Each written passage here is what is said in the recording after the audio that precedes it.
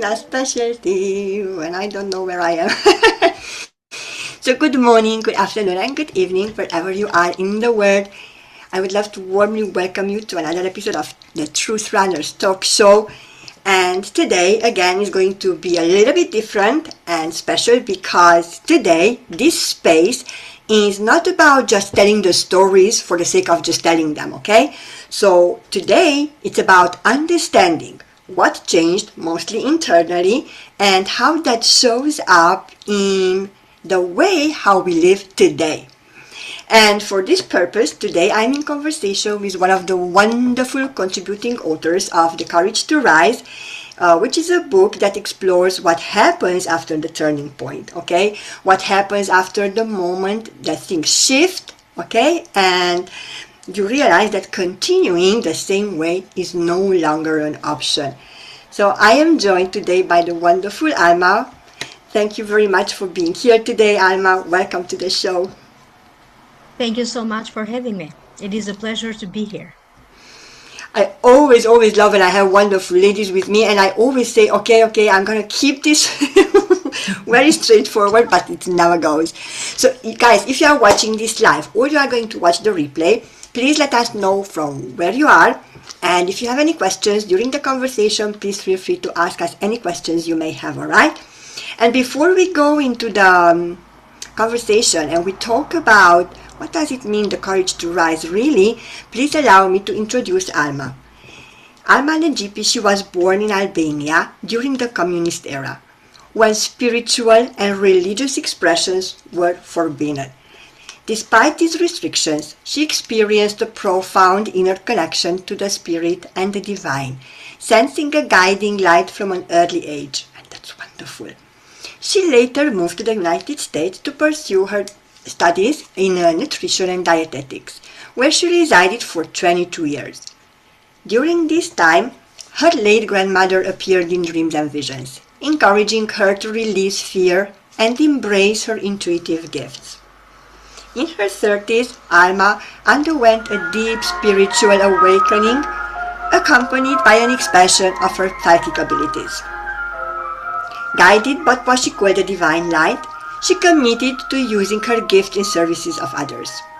She further refined her abilities through dedicated spiritual development, courses, classes, and certification programs. Today, she holds qualifications as a nutritionist. She is a Reiki master teacher, energy clearing practitioner, face reading practitioner, Akashic records teacher, and advanced medical intuitive, offering guidance through her platforms. And that is an amazing journey, and I must say, congratulations to you, Alma, for embracing and really truly living who you are. And before we go really into the conversation, I would love to ask you, I would actually love you to describe where are you in your life right now? After all these things happening, Albania, US, where are you now? That is a great question, but to me it feels like a loaded question because there is so much. So I'm going through another transformation, just like moving from one country to another country over 20 something years ago was very difficult. Yes. Okay, especially when in Albania the borders just opened up. Okay, we were so far behind the rest of the world, and suddenly we had this new freedom. Now moving back, because I never visited for over 20 something years in Albania, so moving back initially it was a little bit of a shock. It took me a lot of time to adjust, and I'm still adjusting because adjusting, it's layer by layer. And understand, when I came back, everybody grew up. I left them like little kids, like my cousins. Okay, everybody grew up. I didn't recognize many of them.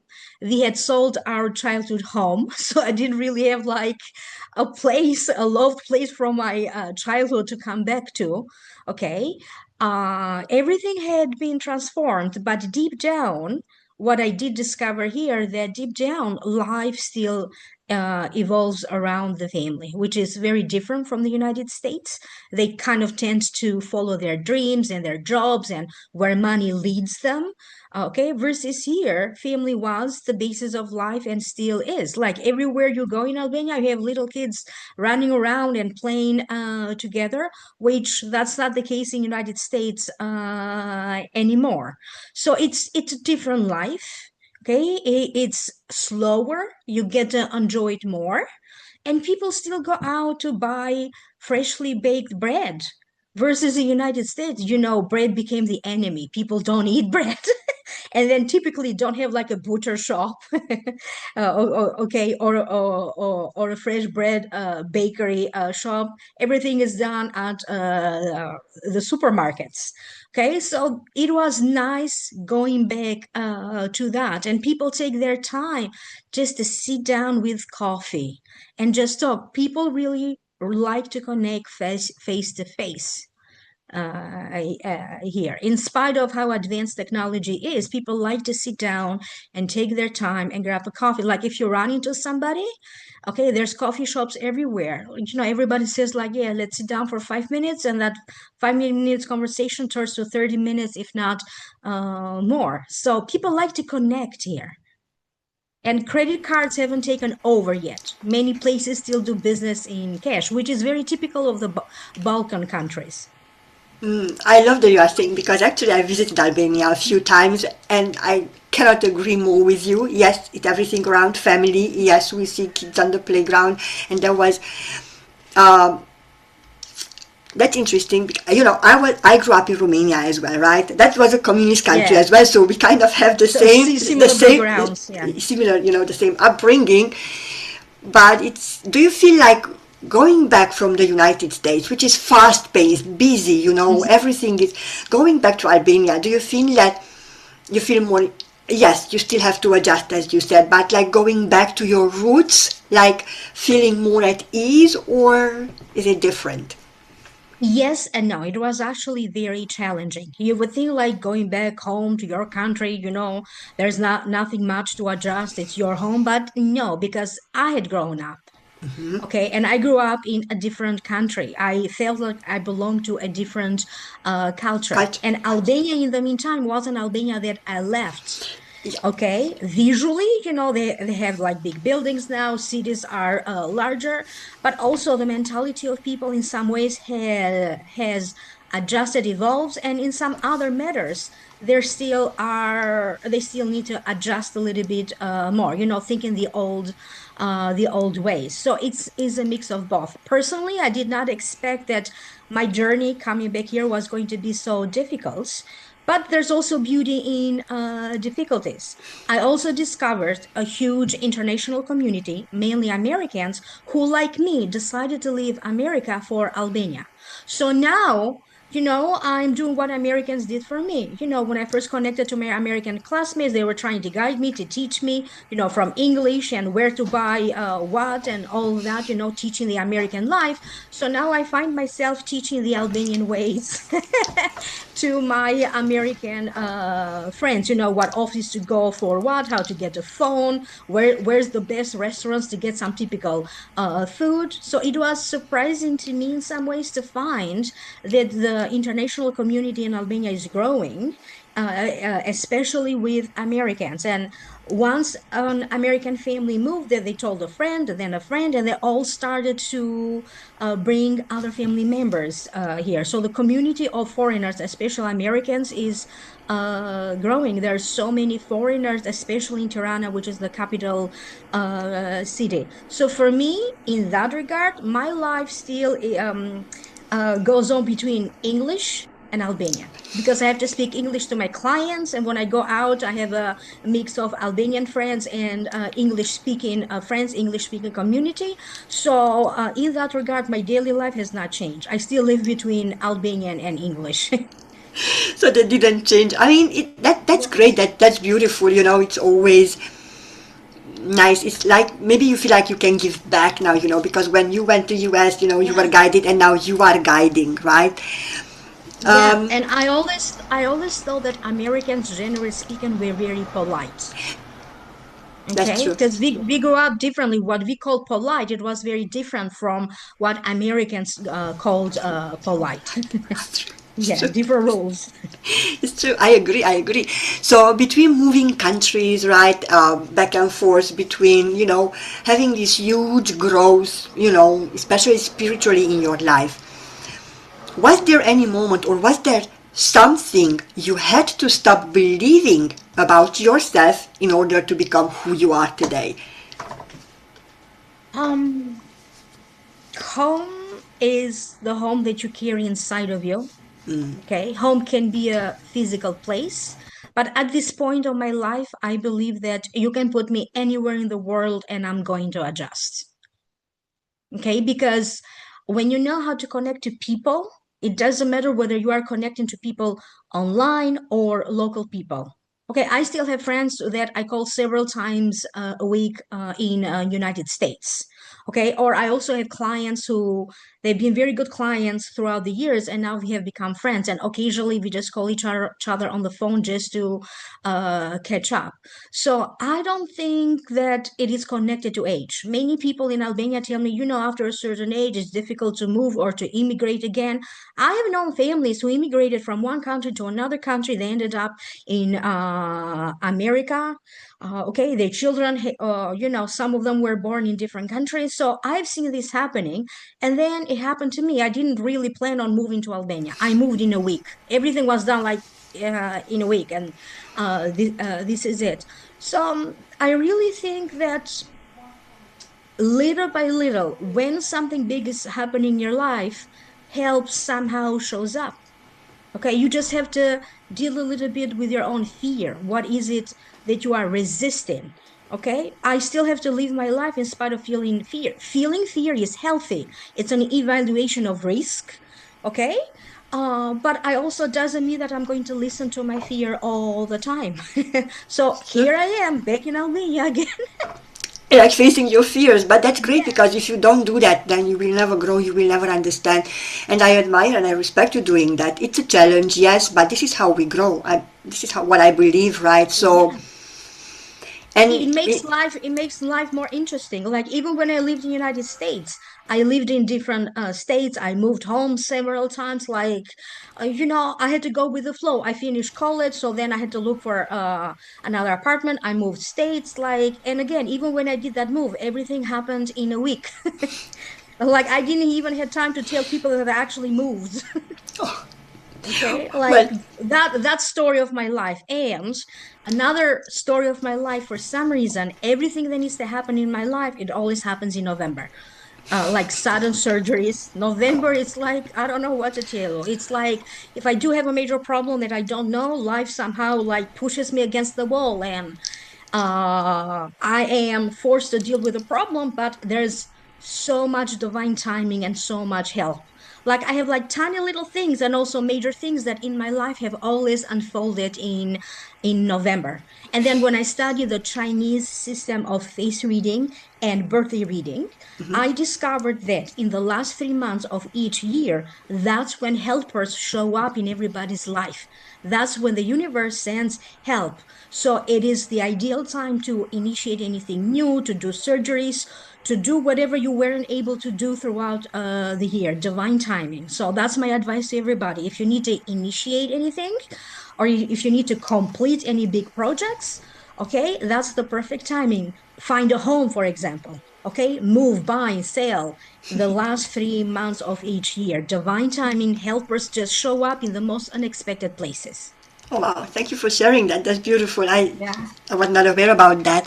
Let me ask you, in this, in this moving and changing and getting to know a lot of people, um, what is something that you no longer tolerate now, but you tolerated before, and you're not Mhm. tolerating that now, not from yourself and not from others?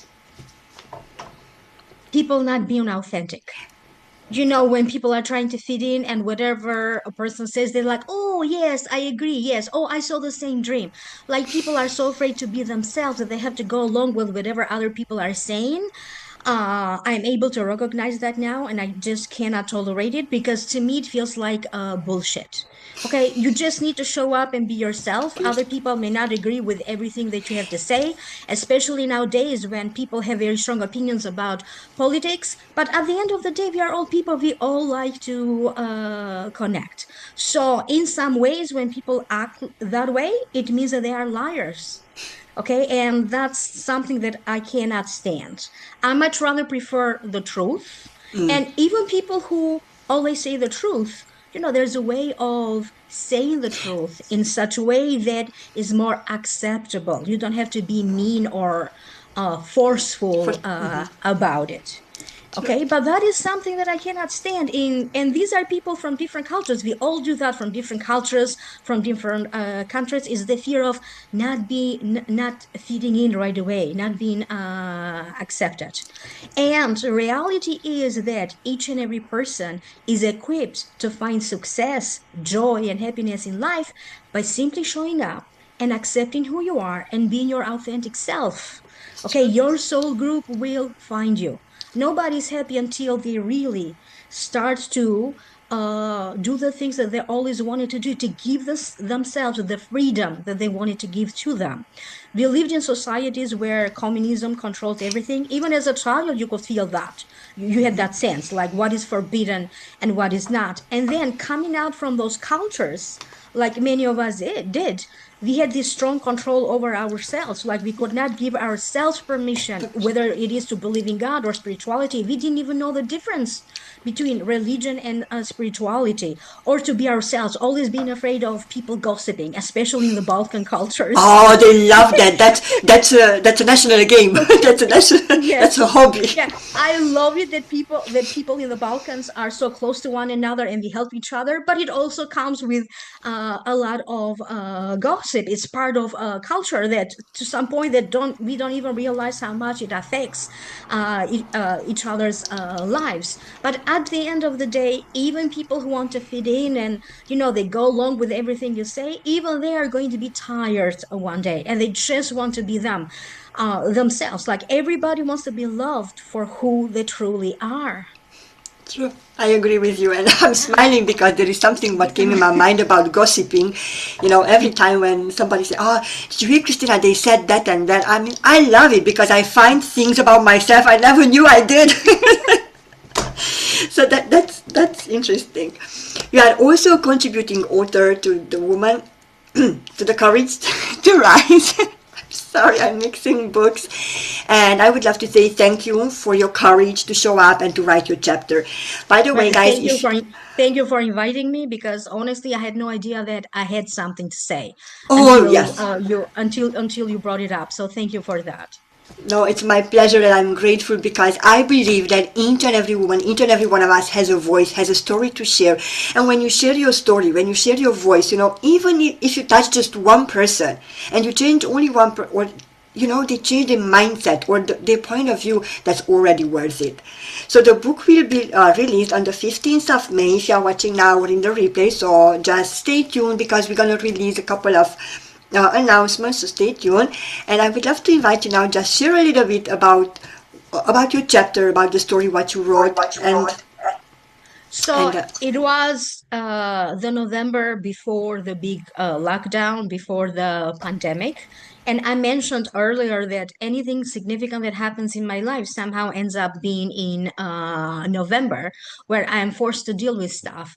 So it was the November before the pandemic that I had a sudden surgery, an emergency surgery. Like throughout that entire year, I kept fainting and keep going back to the hospitals or emergency rooms until whatever needed to happen, it happened. And I had no idea why I had to have the surgery in that way. It could have been planned.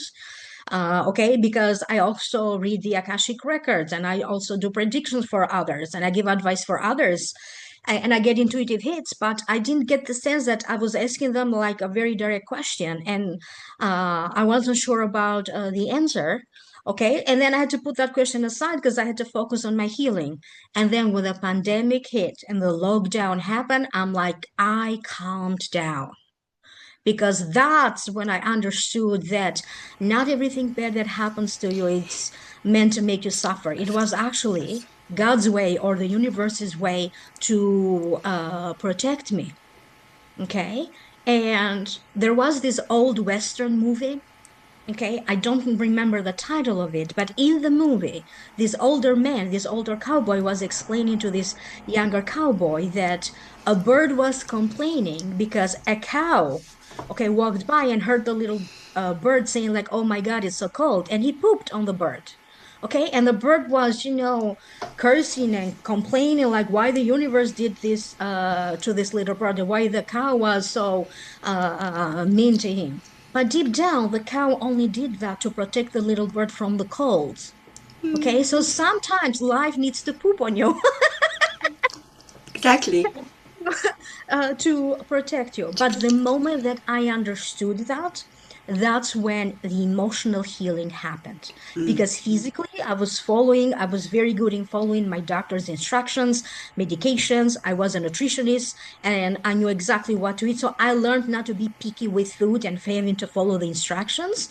But when that happened, that's when internally something shifted, and the healing and the emotional healing also need happened in parts. And there's a lot that I don't say in the book, but I was so happy when the lockdown happened because me and my friends got together and we had this calendar year, like we're going to do this year and that this year. We were trying to plan ahead our social calendar because we wanted to live life and not miss a moment. And everybody around that time, we felt like, oh, the year went by too fast and we need to live more. And then everybody was forced to stay home. So when that happened, I'm like, good. So now none of my friends get to do stuff without me. Because I was so afraid, like I had to be home and recover, and I wasn't able to travel or to go places with them, which it's a little bit like mean on my parts, okay? But it was what it was. So I felt that I became one with the universe. I was healing, the universe was healing. Like I felt that me and United States became one. Okay, and I had that feeling before when they were trying to break down communism in Albania. They're trying to open up the borders. I felt like whatever was happening in my personal life, okay, I was on the verge of becoming a teenager. At the time, I was a preteen. I feel this unison with what was happening in Albania. Everybody, was trying to move somewhere else for a better life. Okay. And yet again, I felt like me and America were the same age. I don't know how else to describe this. Like we were the same emotional age. That's how I felt. Like it's not a logical thing.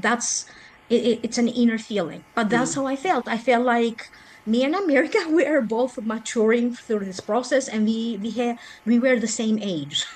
No, it makes sense. It makes perfect sense. Thank you for sharing that. I appreciate it. So, you guys, if you are watching again, please remember we're gonna launch the book, release the book on the 15th of May. I would love to encourage you to purchase that because there are some amazing, wonderful, inspiring stories in it. It's not about what happened, but it's more about what shifted and what was it like after that. So I absolutely love and I'm very grateful for each and every one of the contributing authors, including Alma as well. Her chapter is But really, really but powerful. again, I would invite everybody to feel the fear. This was a fear that I never felt before in my life. I had no idea that it existed. And I don't want to give away too much. You still have to read the book when the book comes out on May 15th. So feel the fear. It's there for a reason. Fear is just an evaluation of a risk. Okay, but it means that if you feel fear, you also have the capacity to feel courage. Without fear, there is no courage. Okay, because courage without fear is just craziness, according to me.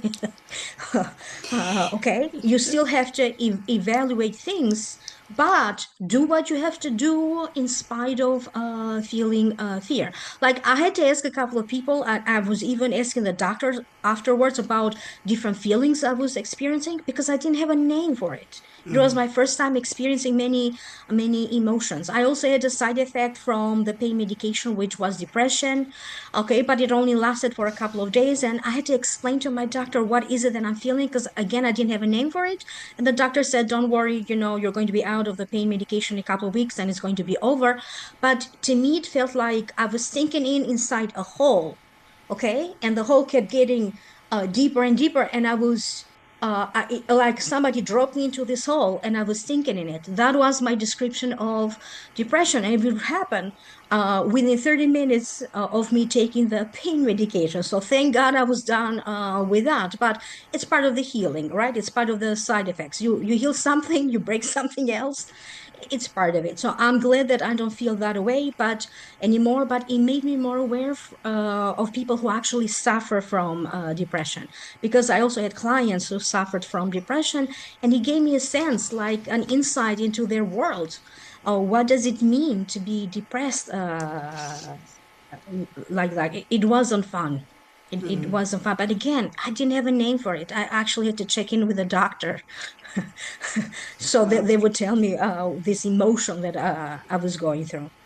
It's true. It's true. I agree with you. Do what you want to do and what you love despite the fear, because fear is going to be there Yeah. always. It's in some kind of way, it's healthy if you don't, you know, allow it to bring you down, really. So we were talking about rising, right? And before I move to our last question, but first I would love to ask you, what does rising mean to you now or moving forward? After all these things, what rising is now and as you move forward in life? To me, rising, it doesn't mean that you leave all of your struggles behind and you learn so much. Okay, I still feel that that is bullshit. Okay, we still cannot figure out things, every little detail, why things happened. But I know this much. To me, courage is, okay, finding the physical strength, the mental strength, and the emotional strength to deal with the problems. And sometimes we have to address them right away because that's how problems come. They show up out of nowhere, True. and dealing with it little bit by little bit. But I still felt connected to this huge sense of hope that I was going to go through it. I never stopped believing. Okay. I had this vision about my life getting better, my body getting better, going through the outside successfully. I didn't know the details, but my hope never discontinued. I felt this energy that grabbed me internally, okay, and it was pulling me up. And then I realized that that was my own belief. Okay, if you believe, you can achieve. And again, everything you go in life is a process. Getting married is a process, getting pregnant is a process, falling in love is a process, breaking up, healing. Everything is a process. Don't expect for the big result right away. You have a breakthrough, but then work has to continue. Okay, I still believe that I'm happy. I don't care how other people see me or view me. Oh my God, this happened to that girl. So tragic. That is just a moment in that person's life, and that was just a moment in my life. So never stop believing, never lose hope. That's for me, that is when truly a person is dead, when you lose hope. And if you find yourself at a cross point in your life when you truly have lost hope, connect to people who know you very well, who know how to get you up. Because in those moments, it's very difficult to ask for help. For me, I was lucky enough to have very good people in my life who showed up for me daily to help me or to call me every day on the phone, okay, and to keep me busy. I cannot imagine how other people did it or went through it, people who maybe didn't have a good support system. In that moment in United States, I only had friends. I didn't have any family members with me. And I do understand that when people go through difficult times, it's very difficult for them to reach out for help. So learn to ask for help. It's very important that you create for yourself a support system. Your support system doesn't have to be family. Not everybody's family is what you want them to be. But Maybe you connect better with it's true. friends or other people. But one thing is for sure, okay? When there's hope, there's a solution.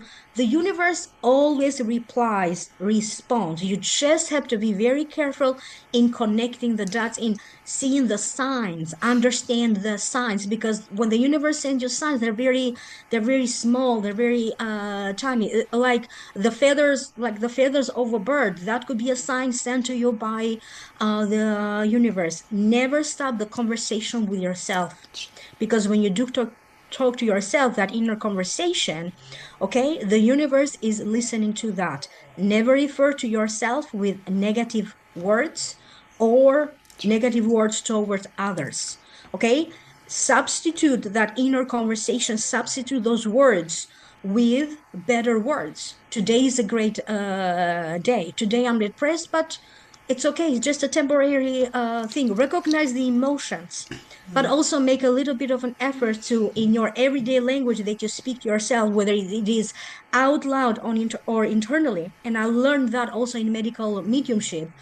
Substitute negative words, okay, lower emotion words with words that are more positive, because the universe will take your words literally. If I say my head exploded as a figure of speech, the universe doesn't know that. The universe will always give you a headache to make your head explode, because the universe doesn't know any better.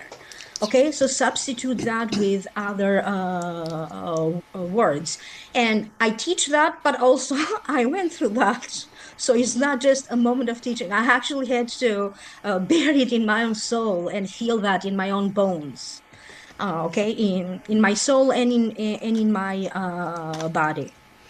Thank you for sharing that, Alma, and I appreciate you sharing that and saying that, because that's one of the most important things. Why what happens with us, why we do what we are doing, and why the book is actually is going to be born and is going to be live, because we talk and we teach and we try to inspire as much as we can from lived experience, and that's very important. Lived experience makes it all that Yeah. it's something I where mean, you cannot. I had so many things happening in my life that served me as a turning point afterwards. Because when you are busy dealing with a struggle, you don't think of these things. Okay, I also had a fire that happened, and in Boston where I lived, that was that was very common. That was another turning point. But you never know. I always bounce back. I had to start my life from zero, from scratch, more than once. Wow. Okay, but I'm okay. As you can see me, I'm still alive.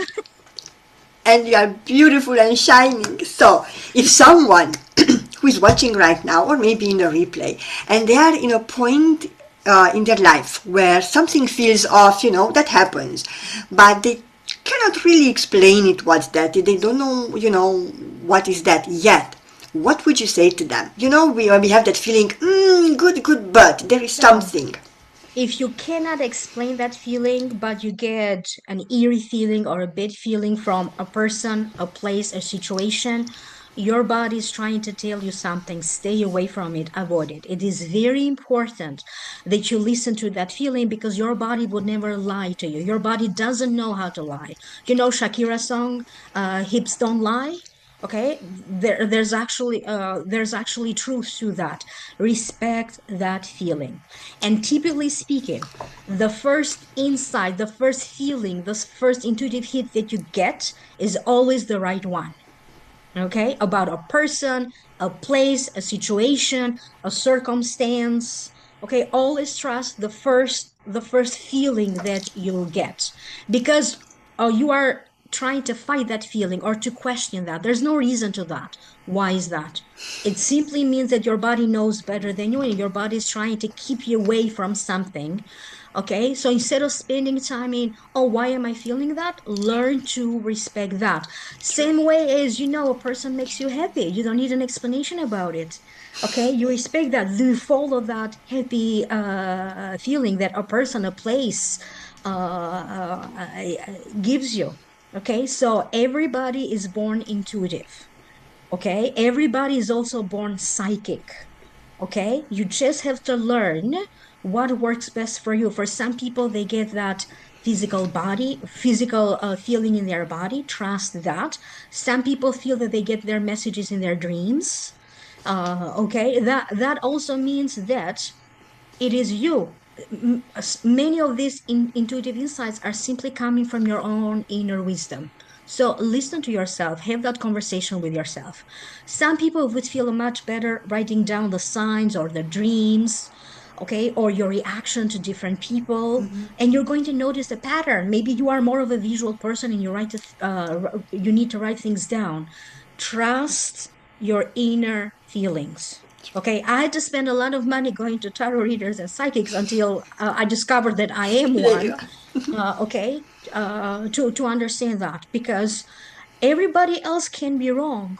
Okay, you have to trust your inner feeling. There's no explanation why your body feels good in the presence of certain people, or you feel good in this office and you feel bad, I don't know, in a different place.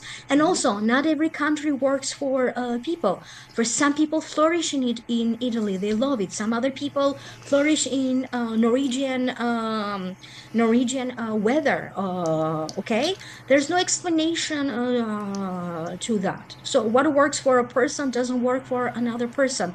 Always learn to trust your own instinct. Your body, your heart would never ever lie to you. And typically, the first intuitive hit that you get, or the first feeling that you get, that is right. This is your own psychic ability and intuition trying to speak to you. So again, hips don't lie. That's true. That's true. Shakira said it. I absolutely agree with you. And I would just love to add to that. You said to learn, but I would say most likely, most of us, we have to unlearn actually the conditioning that we cannot do and we are not powerful. We are. So we have to unlearn all those conditioning. So that's just an add on. So if someone would love to connect with you, can you please share where they can reach you? What is it that you are offering right now? And how they can contact you. So you guys just please pay attention. I'm also going to So, put your contact details in the comments as well. yes. If you'd like to find out more about me, please visit my website, www.amalightworker.com. So when I started to do this work, the universe wanted to give me like a name that I could use as a healer. So instead of Alma, they started to call me Ama, AMA, which has different meanings in different languages, like from love in Italian to mother in some other languages, but also my name, Alma, in Spanish means soul. So I use that one for my business and my social media.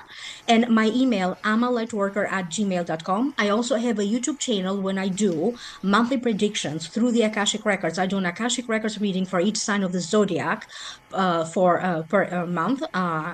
It has the same name, Ama Light Worker on YouTube, the same name on I forget the name of it. Let me look it up. On Instagram and everywhere else. I also do paintings channeled from the Akashic Records, and I charge them with whatever energy the client would ask me to. My most popular services are Akashic Records reading, Akashic Records healing, energy clearing, face reading. And again, you can learn more about what each service is through my website, or just email me directly. Don't hesitate to email me at amalightworker@gmail.com if you have any questions at all, or ask me, write to me on email if I'm offering a package or a deal for you right now. Okay, so this way you're going to find out more. Thank you very much, Salma. I appreciate it. She has a beautiful energy, guys. I mean, she's she's very energetic. I highly recommend her. As soon as we finish this live, I'm gonna put all her contact details in the comments below. So feel free to reach out to her. Please also watch out for the announcements for the book release. It's gonna be on the 15th of May. So stay tuned. I would love to say thank you. I'm very happy and grateful to have you here with me today, Alma. I very much appreciate it. Thank you so much. I felt very honored to be among you, to connect with your audience, and for giving me a space to tell my story, because it's not very often that people would ask women, what about you? What's your story? So it's very important for me as a person and also as a woman to have this opportunity to be given a voice to speak. So thank you very much. The pleasure is, the honor is mine. Thank you very much, guys, for watching us today. I'm going to see you next time with another wonderful contributing author. Until then, I'm sending you lots of love and light. Bye for now.